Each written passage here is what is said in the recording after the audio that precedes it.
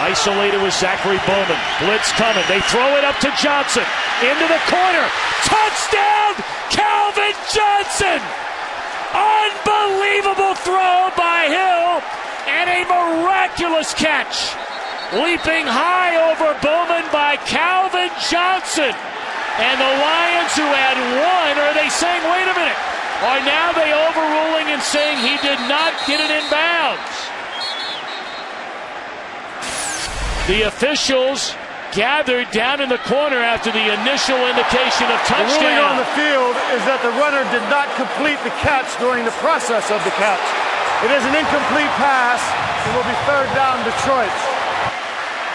We talked about this with the officials before the game today. The process is the key word. And you've got to continue through the play. We will now review the previous play. And for those of you that want to know, when the ball comes down here and touches the ground, he has to then maintain possession of the ball through the completion of the entire process. As we look at it here, is this a second act?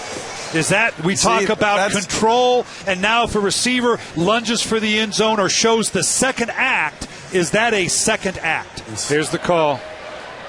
After review, the ruling on the field stands. It is an incomplete pass. It will be Detroit's ball, 3rd and 10 on the 25-yard line, and the ball will be placed on the hash mark nearest the Chicago Bears sideline.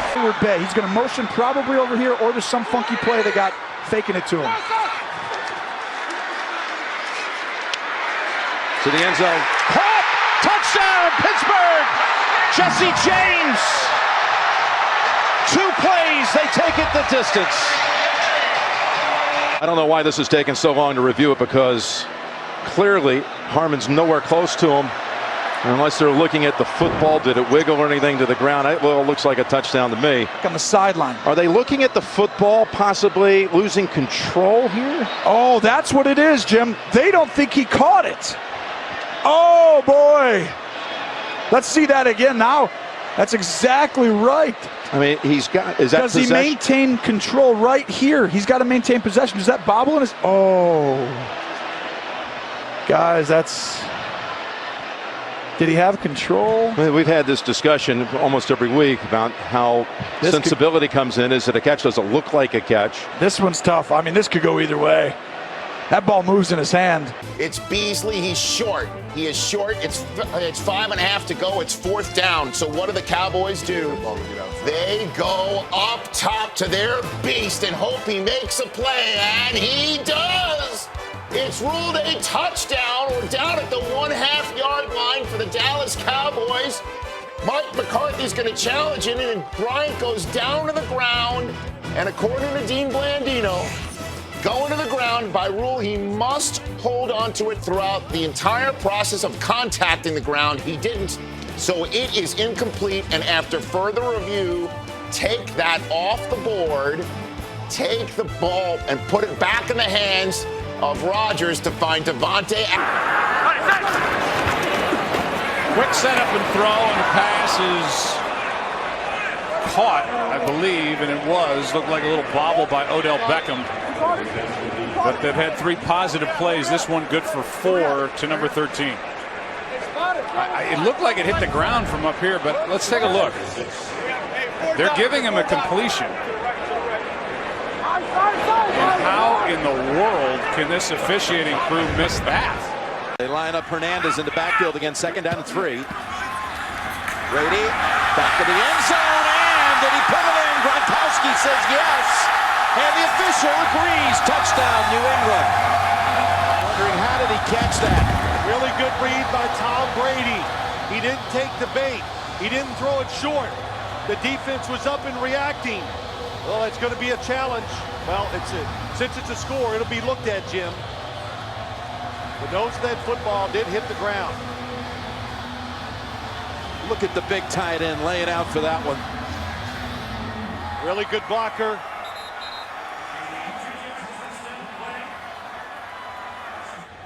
After review, the ruling on the field stands. Touchdown. Well, Gene's territory, what he did when he looked at review, he said that Gronkowski never lost control of the football.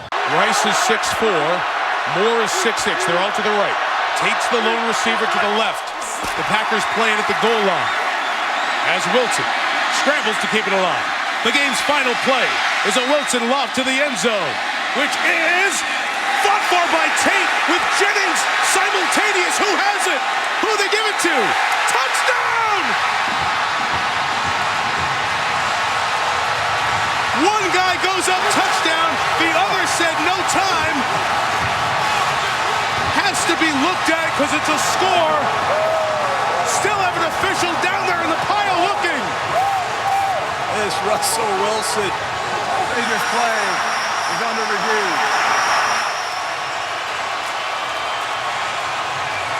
You can't go to replay to determine who caught the ball. So that call has to be made on the field.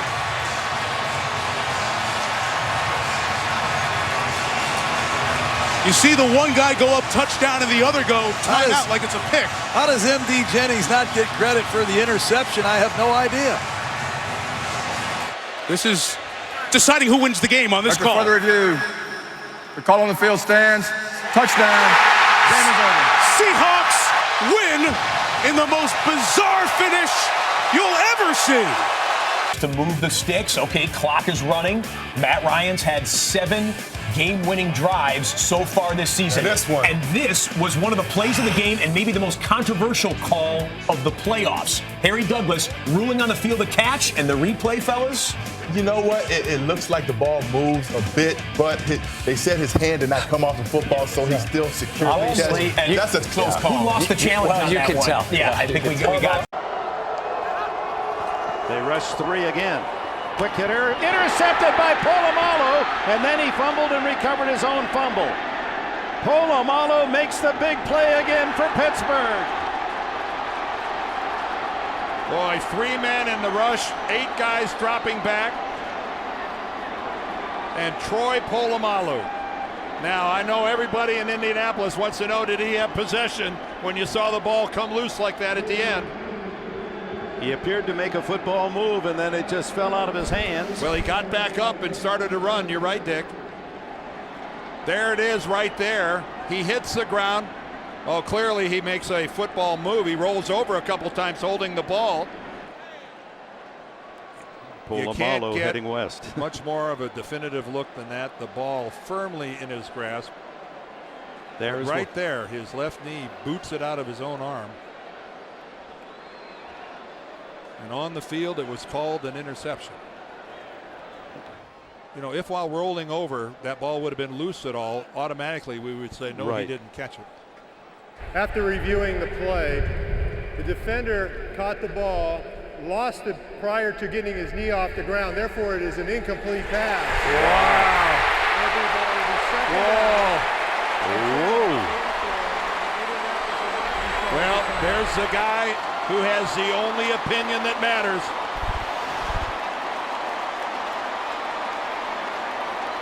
There's the guy who has the only opinion. So Pete Morelli telling us he's basing it on the fact that the right knee of Troy Polamalu is still on the ground when the ball comes out. Right there. Oh. Wow, that's interesting, isn't it? Well, it's his opinion. And it, again, that's... The Bucs answered with a drive of their own, only to see it halted by our number 5 controversial call. Bert Emanuel made a crouching catch. I'm not sure what's going on. It looks like they might be reviewing something. When the initial movement came to review the play, it was a bit mysterious. People were wondering what they were reviewing. What are they challenging? I didn't sense anything good was going to happen because I couldn't figure out why they were going to replay the play. We were on the sideline, we'd call timeout, and we're discussing our third down play, and Bill Carollo came over to me and he just said, we're moving the ball back. After reviewing the play, the last play, it was determined that the pass was incomplete. And I said, for what reason? And he said the ball hit the ground. But when I saw the play a little later on, that is not how I would have described it. Apparently the rule was such where if the ground does come into play during a catch, it's no catch. 2 plays later, Tampa's season was over.